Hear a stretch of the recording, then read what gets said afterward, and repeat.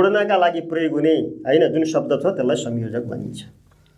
त यसरी के छ त संयोजक भनेको के त दुईटा शब्दलाई जोड्ने अथवा दुईटा वाक्यलाई जोड्ने दुईटा पदावलीलाई जोड्नको लागि प्रयोग गरिने जुन शब्द हुन्छ त्यसलाई चाहिँ संयोजक भन्छौँ हामी। जस्तो उदाहरण हेर्न सक्नुहुन्छ, राम र हरि विद्यालय गए। यहाँ के छ त रले राम हरि दुईटा शब्दलाई जोड्ने काम गरेको छ हैन। त्यसकारणले दुईटा शब्द जोड्ने अर्थमा पनि संयोजकको प्रयोग हुन्छ। त्यस्तै गरेर यो तल्लो वाक्यमा हामीले हेर्यौं भने राम घर गयो र खाजा खायो। खाजा खायो एउटा वाक्य छ, घर राम घर गयो अर्को वाक्य छ। दुईटा वाक्यलाई जोड्नको लागि र भन्ने संयोजकको हामीले प्रयोग गरेका छौँ हैन। त्यसकारणले शब्द जोड्नका लागि होस् अथवा वाक्य जोड्नका लागि होस् हैन, प्रयोग हुने जुन शब्द हुन्छ त्यसलाई चाहिँ हामी संयोजक भनेर भन्दछौँ। यस्ता संयोजकहरू जस्तो अनि हैन, अनि पनि दुईटा वाक्य जोड्नको लागि प्रयोग हुन्छ है। म घर जान्छु अनि पढ्न थाल्छु अनि नत्र यो पनि दुईटा के भन्छ वाक्यलाई जोड्नको अर्थमै प्रयोग हुन्छ। तिमी राम्रोसँग पढ नत्र असफल हुनेछौ, फेल हुनेछौ। नत्रले के भन्छ तिमी राम्रोसँग पढ फेल हुनेछौ, दुईटा वाक्यलाई जोड्ने काम गर्यो। त्यस्तै किनभने हैन, राम विद्यालय आएन किनभने उसलाई सन्चो छैन। राम विद्यालय आएन एउटा वाक्य, उसलाई सन्चो छैन अर्को वाक्य, किनभने भन्ने संयोजकले हामीले चाहिँ जोड्यौँ हैन। त यसरी दुईटा वाक्यहरूलाई र दुईटा शब्दहरूलाई जोड्नका लागि प्रयोग हुने जुन शब्द हुन्छ त्यसलाई चाहिँ हामी संयोजक भन्दछौँ। त संयोजक दुई प्रकारका हुन्छन् भनेर पनि हामीले पढेका छौँ हैन। दुई प्रकारका संयोजक हुन्छन्। त्यो दुई प्रकारका संयोजक भनेको के त, एउटा सापेक्ष संयोजक हुन्छ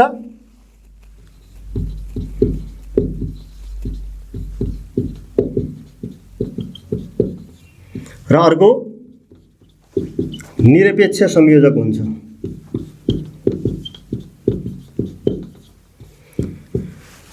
अब सापेक्ष संयोजक भनेको के त, जुन दुईटा जोडी संयोजकको रूपमा प्रयोग हुन्छन् अथवा चाहिँ नि मिश्र वाक्य बनाउनका लागि हैन, मिश्र वाक्यहरूलाई जोड्नका लागि प्रयोग हुने जुन संयोजक हुन्छ त्यसलाई सापेक्ष संयोजक भनिन्छ। जब तब जहिले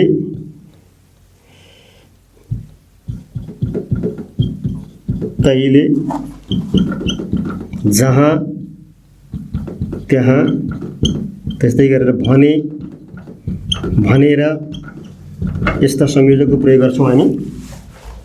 त्यस्तै गरी निरपेक्ष संयोजकमा चाहिँ नि र अनि पनि नत्र किनभने त्यसैले यस्ता संयोजकहरूको प्रयोग गर्छौँ हामी चाहिँ हेर्नुहोस् है। त्यसकारणले यी निरपेक्ष संयोजक जो चाहिँ हामी संयुक्त वाक्य बनाउनको लागि प्रयोग गर्छौँ, दुईटा वाक्य दुईटा हैन समान उपवाक्यहरूलाई अथवा समान अर्थ दिने उपवाक्यहरूलाई जोड्नको लागि प्रयोग गरिने संयोजक निरपेक्ष संयोजक, जसबाट चाहिँ हामी संयुक्त वाक्य बनाउँछौँ हैन।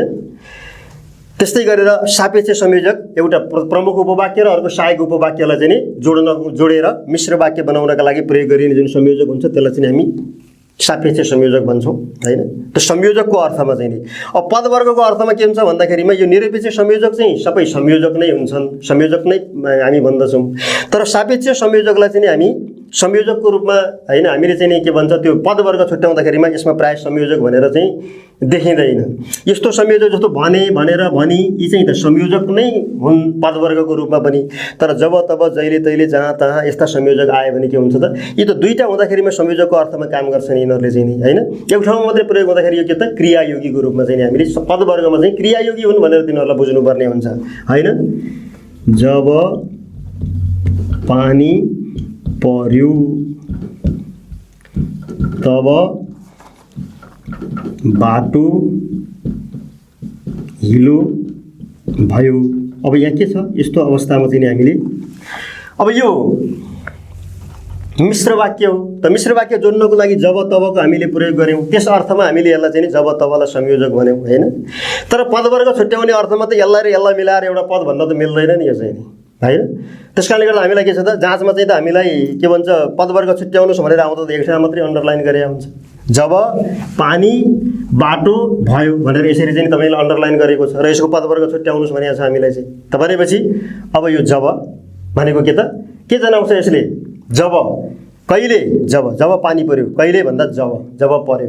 त्यसकारणले चाहिँ यो यसलाई चाहिँ हामी क्रिया विशेषण भनेर चाहिँ लेख्नुपर्ने हुन्छ क्रिया विशेषण, जब क्रिया विशेषण, पानी नाम, बाटो नाम, भयो क्रियापद।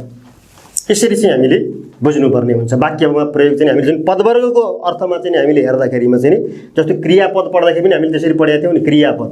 क्रियाका दुईटा रूप हुन्छन्, एउटा समापक क्रिया, एउटा असमापक क्रिया। त समापक क्रिया जति सबै क्रियापद हुन्छन्, तर असमापक क्रिया क्रियापद हुँदैनन् भनेर हामीले पढेका थियौँ हैन। असमापक क्रिया चाहिँ नि केही नाम हुन्छन्, केही विशेषण हुन्छन् र अरू अधिकांश चाहिँ नि क्रिया विशेषण हुन्छन् भनेर। त्यस्तै गरेर संयोजकमा पनि यस्तो अवस्थामा यसलाई चाहिँ हामी क्रिया विशेषण भनेर चाहिँ बुझ्नुपर्ने हुन्छ।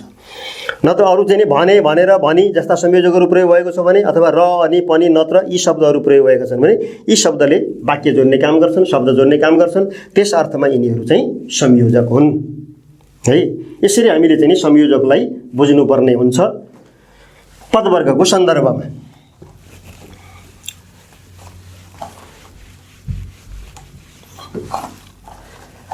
अब अर्को छ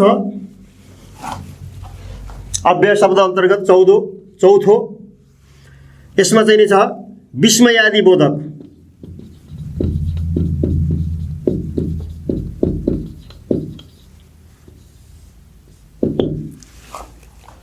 ल हेर्नुहोस्, विस्मयादि बोधक अर्को प्रकारको शब्द, अव्यय शब्द। अब यो विस्मयादि बोधक शब्द भनेको चाहिँ कस्तो भन्दाखेरिमा प्राय मान्छेको मनभित्र उत्पन्न हुने हैन जुन आवेगहरू हुन्छन्, संवेगहरू हुन्छन्, त्यस्ता आवेग संवेगहरूलाई प्रकट गर्नका लागि प्रयोग गरिने शब्दलाई चाहिँ नि विस्मयादि बोधक भनिन्छ हैन। त्यो आवेग संवेग भनेको के हुन्छ त भन्दाखेरिमा अकस्मात कुनै घटना, कुनै वस्तुलाई देख्दाखेरिमा चाहिँ उत्पन्न हुने मनभित्रका चाहिँ नि हैन विचारहरू। त्यो घृणा हुन सक्छ, माया हुन सक्छ, आश्चर्य हुन सक्छ हैन, यस्ता खालका चाहिँ नि अथवा पीडा हुन सक्छ। त यस्ता खालका उद्गारहरूलाई प्रकट गर्नका लागि प्रयोग गरिने जुन शब्द हुन्छ तिनीहरूलाई चाहिँ नि विस्मयादि बोधक शब्द भनेर भन्छौँ हामीले चाहिँ हैन। जस्तो आहा कति राम्रो घर भन्यौँ हामीले चाहिँ है। ल हेर्नुहोस्, आहा कति राम्रो घर भन्यौँ हामीले, त्यसमा चाहिँ के छ त आहा भन्ने जुन शब्द छ यो के त हाम्रो मनभित्रको चाहिँ उद्गार हो नि, हाम्रो चाहिँ हैन उद्वेग हो नि। त्यो चाहिँ कि कुनै वस्तु देख्यौँ, घर देख्यौँ, असाध्यै राम्रो लाग्यो हामीलाई चाहिँ हो, त्यो राम्रो लाग्यो भन्ने प्रकट गर्नका लागि हामीले प्रयोग गरेको शब्द हो। त्यस कारण यो के हो त विस्मयादि बोधक शब्द हो हैन। यसले चाहिँ नि एउटा खुसी प्रकट गर्छ, मनभित्रको चाहिँ एउटा उमङ्ग प्रकट गर्छ यसले चाहिँ नि। त्यस्तै गरेर छी कस्तो फोहोरी केटो रहेछ, यसमा पनि हामीले हेरौँ छी कस्तो फोहोरी केटो रहेछ। यहाँ छी भन्ने जुन शब्द प्रयोग गरेका छौँ हामीले, यसले के प्रकट गर्यो त भन्दाखेरि घृणा प्रकट गर्यो त्यसले चाहिँ नि हैन। हाम्रो मनभित्र कसैलाई देखेपछि असाध्यै फोहोर देखियो, घृणा प्रकट भयो, त्यो घृणा प्रकट गर्नका लागि प्रयोग गरे हामीले यो चाहिँ है। शाबाश तिमी प्रथम भयौ।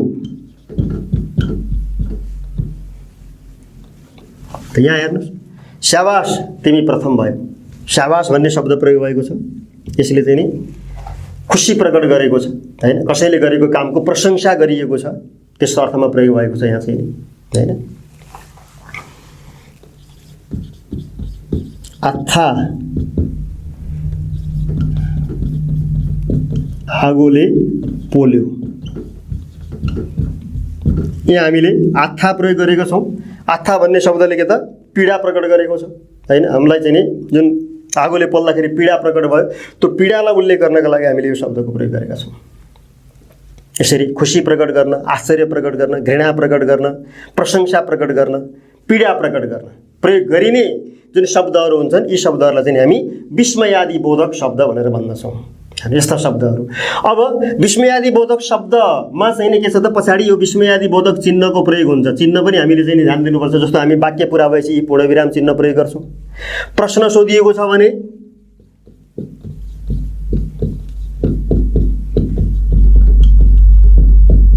यो प्रश्न हो, तिमी कता जान्छौ भनेको प्रश्न हो। यहाँ यसरी चाहिँ पूर्णविराम लेख्न मिल्दैन, यस्तोमा चाहिँ नि प्रश्न सोधिएको छ भने प्रश्नवाचक चिन्ह नै प्रयोग हुन्छ त्यहाँ चाहिँ। त्यस्तै गरेर सामान्य वाक्य प्रयोग भएको छ भने वाक्यको पछाडि पूर्णविराम चिन्ह प्रयोग हुन्छ। हो त्यस्तै विस्मयादिबोधक शब्दको प्रयोग भएको छ भने विस्मयादिबोधक शब्दको पछाडि यो विस्मयादिबोधक चिन्हको प्रयोग अनिवार्य रूपमा हुन्छ। त्यसकारणले विद्यार्थी भाइ बहिनीहरूले यो विस्मयादिबोधक शब्द हो कि होइन भनेर छुट्याउने एउटा प्रमुख आधार यो पनि हो हैन। त्यहाँ कुनै पनि शब्दको पछाडिपट्टि विस्मयादिबोधक एउटा धर्को तानेर अनि तल थोप्लो लेखिएको हुन्छ। यसलाई विस्मयादिबोधक चिन्ह भन्छौँ हामी, उद्गार चिन्ह भन्छौँ। त यो विस्मयादिबोधक चिन्ह प्रयोग भएको छ भने त्यो विस्मयादिबोधक चिन्ह प्रयोग भएको भन्दा अगाडिको शब्द चाहिँ नि विस्मयादिबोधक शब्द हुन्छ। यो पनि एउटा चिन्ने आधार हो। विस्मयादिबोधक शब्द हो कि होइन त यो भनेर चाहिँ हैन। त कहिलेकाहीँ अब त्यो चिन्ह छुटेको हुनसक्छ हैन, लेख्ने क्रममा टाइप गर्ने क्रममा छुटेको अवस्था हुनसक्छ। त्यस्तो अवस्थामा हामीले ख्याल गर्नुपर्छ। तर चाहिँ नि अधिकांश अवस्थामा चाहिँ नि शुद्ध लेखाइ भएको ठाउँमा चाहिँ विस्मयादिबोधक शब्दको पछाडि यस्ता विस्मयादिबोधक चिन्हको प्रयोग भएको हुन्छ र यिनै चिन्हलाई हेरेर हामीले चाहिँ नि यो विस्मयादिबोधक शब्द हो भनेर चाहिँ हामीले छुट्याउन सक्छौँ है। अब विस्मयादिबोधक शब्दहरू प्रशस्त प्रयोग हुन्छन् हाम्रो भाषामा, नेपाली भाषामा। जस्तो चाहिँ हामीले भनिहाल्यौँ आहा वाह हैन, कुनै कुरा राम्रो कुरा एकदम चाहिँ देख्दाखेरिमा हामीले प्रयोग आहा भन्छौँ, वाह भन्छौँ। त्यस्तै गरेर हामीले भन्यौँ स्याबास हैन, प्रशंसा प्रकट गर्नका लागि क्या बात भन्ने शब्द पनि प्रयोग गर्ने चलन छ। क्या बात, स्याबास एउटै अर्थमा प्रयोग हुने चाहिँ नि। त्यस्तै गरेर धन्य हैन, धन्यवाद यस्ता शब्दहरू पनि प्रयोग गर्छौँ हामीले चाहिँ विस्मयादिबोधकको रूपमा। साधुवाद, साधुवाद र धन्यवाद भनेको पनि एउटै हो हैन। कसैले राम्रो काम गर्यो त राम्रो काम गरे बापत उसलाई चाहिँ प्रशंसा हैन गर्नको लागि प्रयोग गरिने शब्द हुने चाहिँ हैन, धन्यवाद, साधुवाद। त्यस्तै गरेर चाहिँ नि हैन थुक्क हैन, कसैको चाहिँ नराम्रो काम गर्यो घृणा प्रकट गर्न पर्यो भन्दा के प्रयोग गर्छौँ हामीले छि, जसरी प्रयोग छि, छ्या हैन, थुक्क हैन, थुक्क यस्तो काम पनि गर्नुहुन्छ भन्छन् नि। त्यो थुक्क भनेको घृणा प्रकट गरे हो, उसको काम गराई नराम्रो काम गरेको कारणले घृणा प्रकट गर्ने भन्ने अर्थमा चाहिँ प्रयोग भएको शब्द हो। त्यस्तै गरेर चाहिँ कसैको एकदमै चाहिँ नि दुःखमा छ, पीडामा छ, कोही हैन मान्छेहरू एकदमै के भन्छ बिरामी भएको अवस्था छ अथवा मरेको अवस्था छ भने त्यस्तो अवस्थामा पनि हामी दुःख प्रकट गर्दछौँ। राम राम राम हरे भन्छौँ नि। हरे के देख्न पर्यो यस्तो, कसैको मृत्यु देख्दाखेरिमा, कसैको विजोग देख्दाखेरिमा यस्ता शब्दहरू प्रयोग गर्छौँ। राम राम राम राम कस्तो घटना घटेछ भन्छौँ हामी चाहिँ। राम राम हरे यस्ता शब्दहरूको प्रयोग हुन्छन् त्यहाँ चाहिँ। हे भगवान् यस्ता शब्दहरूको प्रयोग हुन्छन्। यी पनि के हुन् त विस्मयादिबोधक शब्दहरू हुन्। त्यस्तै गरेर चाहिँ नि हैन छि छि छि भइहाल्यो। धिक्कार हैन, कसैले नराम्रो काम गर्यो धिक्कार तेरो जीवन तेरो जुनी भन्छन् नि। जब नराम्रो काम गर्यो भने त्यसलाई चाहिँ नि तुप हैन घृणा प्रकट गर्नका लागि प्रयोग हुने खालको शब्द हो त्यो पनि हैन। यस्ता खालका शब्दहरू हैन जुन चाहिँ नि मान्छेभित्र हैन कुनै घटनालाई देखेर उत्पन्न हुने जुन उद्वेग हुन्छ हैन, मनभित्रका चाहिँ नि एउटा धारणाहरू हुन्छन् त्यसलाई प्रकट गर्नका लागि प्रयोग गरिने जुन शब्द हुन्छ तिनीहरूलाई चाहिँ हामी विस्मयादिबोधक शब्द भनेर चाहिँ भन्दछौँ। यी हुन् विस्मयादिबोधक शब्द। र अब अव्यय शब्दको पाँचौं शब्दको प्रकार छ, त्यसलाई भन्छौँ हामी निपात।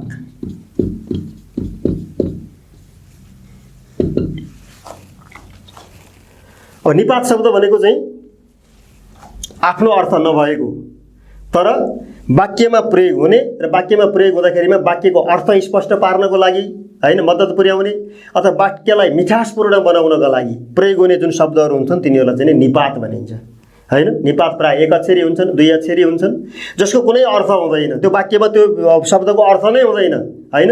निपातले आफैले स्वतन्त्र अर्थ चाहिँ दिँदैन, तर अन्य शब्दहरूको अर्थ स्पष्ट पार्न अथवा वाक्यलाई मिठासपूर्ण बनाउन, वाक्यको अर्थ स्पष्ट पार्नका लागि हैन प्रयोग हुने जुन शब्दहरू हुन्छन् तिनीहरूलाई चाहिँ निपात भनिन्छ हैन। त पो क्यारे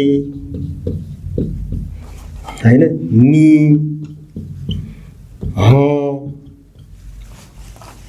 यस्ता शब्दहरू प्रयोग हुन्छन्। त्यस्तै गरेर कतिपय अवस्थामा कस्तो हुन्छ भने निपात शब्दमा कुनै शब्द चाहिँ मान्छेले छेउको रूपमा पटक पटक दोहोऱ्याइराख्छ बोल्दाखेरिमा। कसैको त्यो आदत हुन्छ बोल्दाखेरिमा पटक पटक कुनै शब्दहरू दोहोरिरहन्छन् नि। जस्तो कसैले बोल्दाखेरिमा चाहिने हैन, चाहिन्जो,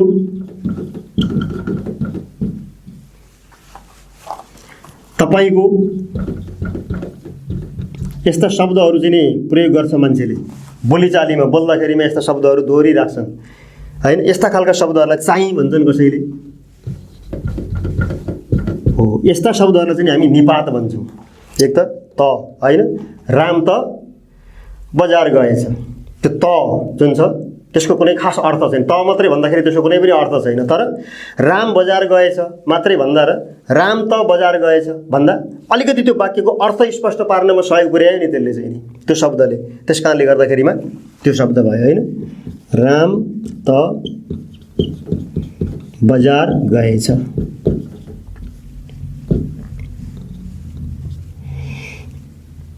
म हिजो विद्यालय गइन नि। यस्तो शब्द यस्तो जस्तो यहाँ त प्रयोग भएको छ, यहाँ नि प्रयोग भएको छ। यी शब्दको कुनै अर्थ छैन। त मात्रै भन्दा के बुझ्छौँ हामी? केही पनि बुझ्दैनौँ, कुनै अर्थ नै छैन। नि कुनै अर्थ नै छैन, तर पनि वाक्यमा प्रयोग हुन्छन् यस्ता शब्दहरू। र वाक्यमा प्रयोग हुँदा वाक्यको अर्थ स्पष्ट पार्छन्, वाक्यलाई मिठासपूर्ण बनाउँछन्, रसिलो बनाउँछन्। हो यस्ता खालका शब्दहरूलाई चाहिँ हामी निपात भन्छौँ होइन। अब यो अघि भन्यौँ हामीले थेगोको रूपमा प्रयोग गर्ने, चाहिने होइन। तिमी यहाँ चाहिने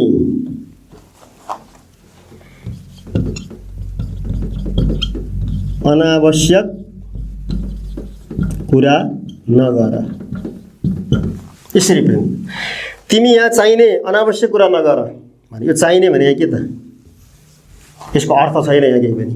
तिमी यहाँ अनावश्यक कुरा नगर भनेको यही हो। तर यो चाहिने भन्ने के त?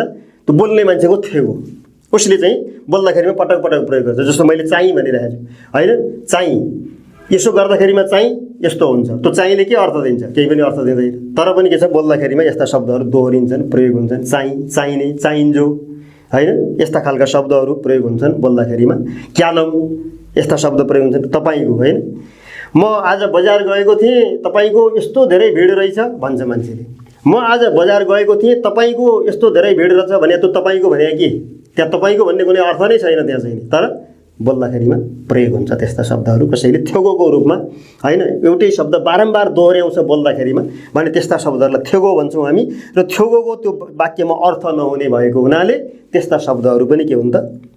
निपात शब्द हुन् होइन, जुन शब्दले वाक्यमा कुनै अर्थ दिँदैन तर पनि वाक्यमा प्रयोग हुन्छन् होइन।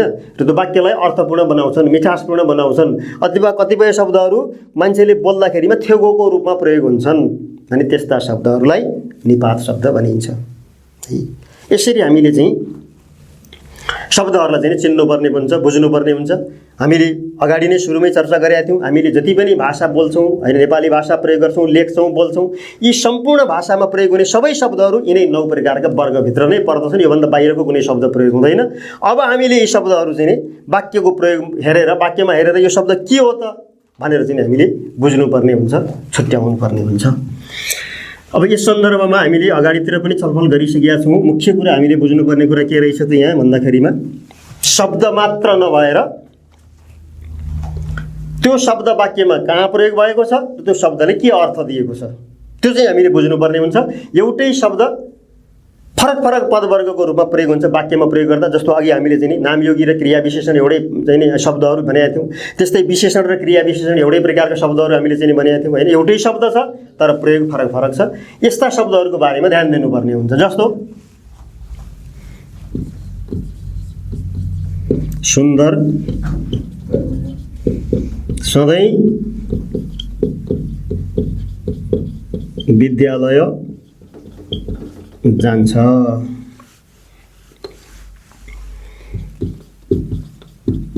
हिमालको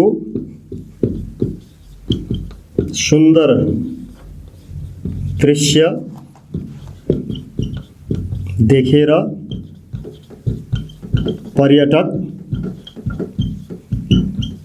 रमाउँछन्।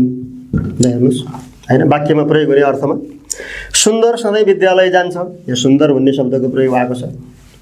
हिमालको सुन्दर दृश्य देखेर पर्यटक रमाउँछन्, यहाँ पनि सुन्दर भन्ने शब्दको प्रयोग भएको छ। आखिर शब्द एउटै छ यहाँ चाहिँ होइन। त एउटै शब्द भए पनि यी दुईटा शब्दले अलग अलग काम गरेको छ। दुईटा वाक्यमा एउटै काम गरेको छैन यहाँ चाहिँ। जस्तो सुन्दर सधैँ विद्यालय जान्छ भन्दाखेरि के बुझ्छौँ हामी? यो सुन्दर भनेको नाम बुझ्छौँ हामी यहाँ चाहिँ नि। कुनै व्यक्तिको नाम हो यो। सुन्दर सधैँ विद्यालय, सुन्दर भन्ने केटा विद्यार्थी सधैँ विद्यालय जान्छ, त्यस अर्थमा चाहिँ हामी यो के हो त, नाम हो यो, हैन। र दोस्रो वाक्य छ, हिमालको सुन्दर दृश्य देखेर पर्यटक रमाउँछन्। यो सुन्दरले के अर्थ दिएको छ? यसले कुनै व्यक्तिको नाम भन्ने अर्थ दिएको छ त? दिया छैन यहाँ चाहिँ। यसले के दिएको छ? दृश्य भन्ने नाम शब्द छ। कस्तो दृश्य त? सुन्दर दृश्य। त भनेपछि नाम शब्दको विशेषता बुझाएको छ यसले। त्यसकारणले यो के त, विशेषणको रूपमा प्रयोग भएको छ यो शब्द यहाँ।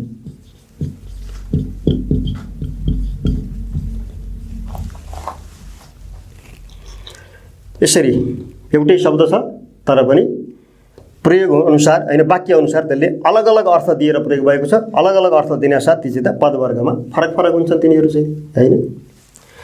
त्यस्तै र भन्ने शब्द पनि हामीले अघि चाहिँ पढेका थियौँ। र, राम र श्याम दाजुभाइ हुन्। राम र श्याम दाजुभाइ हुन्। राम र श्याम दाजुभाइ हुन्, रको प्रयोग भएको छ। त्यस्तै गरेर राम र श्याम दाजुभाइ हुन् र, यहाँ पनि रको प्रयोग भएको छ। शब्द एउटै छ तर यो दुईटा शब्दले, यो र भन्ने शब्दले यो दुई ठाउँमा एउटै अर्थ दिएको होला, पक्कै दिएको छैन, एउटै काम गरेका छैन यो दुईटा शब्दले चाहिँ। राम र श्याम दाजुभाइ हुन् भन्ने वाक्यमा रले के काम गरेको छ त? श्याम राम दुईटा शब्दलाई जोड्ने काम गरेको छ। त्यसकारणले गर्दाखेरिमा यो र भन्ने शब्द यहाँ के हो त? संयोजक हो। दुईटा शब्दलाई जोड्नको लागि प्रयोग भएको छ। त राम र श्याम दाजुभाइ हुन् र भनेर जुन यो र प्रयोग भएको छ, यो रले यहाँ कुनै शब्द जोडेको छैन यसरी चाहिँ। यसले के प्रयोग भएको छ यो भन्दा यो वाक्यको अर्थ स्पष्ट पार्नको लागि प्रयोग भएको छ। त्यसकारणले यो चाहिँ के हो त? निपात शब्द हो यहाँ चाहिँ। त यहाँ प्रयोग भएको शब्द संयोजक हो र भन्ने शब्द, र यहाँ प्रयोग भएको र भन्ने शब्द चाहिँ निपात शब्द हो। यसरी प्रत्येक शब्दहरूमा हामीले चाहिँ ध्यान दिनुपर्छ, हेर्नुपर्छ। जस्तो विशेषण र सर्वनाम पढ्ने क्रममा पनि हामीले छलफल गरेका थियौँ, चर्चा गरेका थियौँ, हैन। एउटै शब्द विशेषणको रूपमा पनि प्रयोग हुन्छ अनि यहाँ सर्वनामको रूपमा पनि प्रयोग हुन्छ भनेका थियौँ हामीले, हैन। यो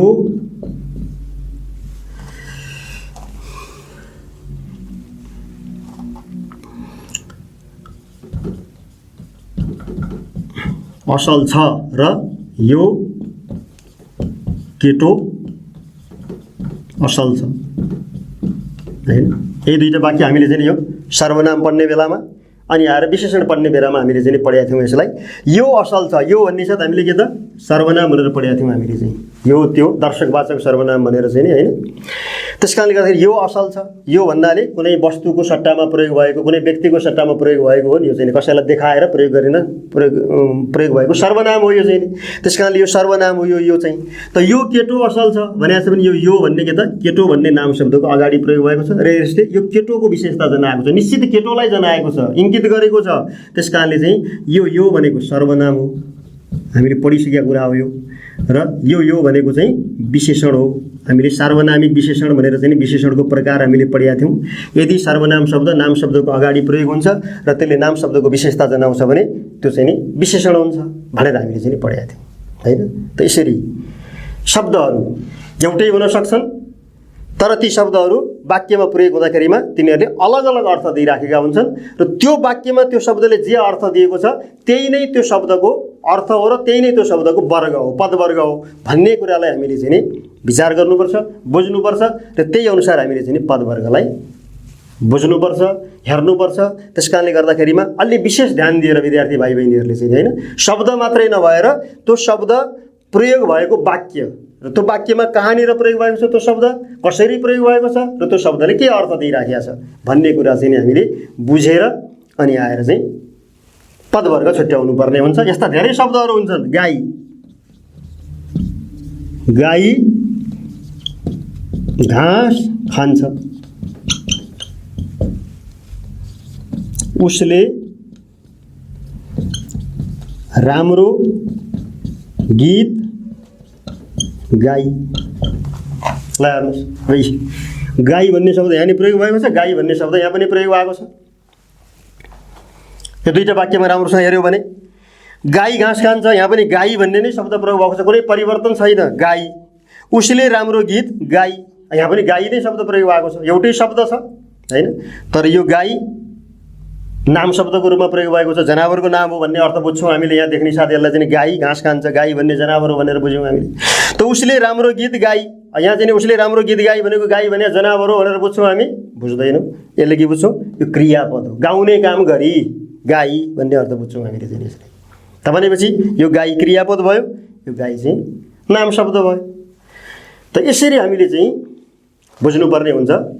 अब त्यसकारणले गर्दा यसका लागि यो चाहिँ पदवर्ग बुझ्नको लागि हामीले चाहिँ विशेष गरेर शब्द मात्रै नभइकन हामीले वाक्य नै हेर्नुपर्ने हुन्छ र वाक्यमा कुन शब्द कसरी प्रयोग भएको छ अनि त्यो वाक्यलाई हेरेर अनि हामीले चाहिँ छलफल गर्नुपर्ने हुन्छ। त्यस सन्दर्भमा अब अलिकति हामी चाहिँ केही अभ्यासहरू गर्छौँ, वाक्यहरू लेखेर त्यो वाक्यमा अन्डरलाइन गरेर रेखाङ्कित गरेर त्यो रेखाङ्कित शब्द चाहिँ के हो भन्ने सन्दर्भमा चाहिँ हामी थोरै चर्चा गर्छौँ।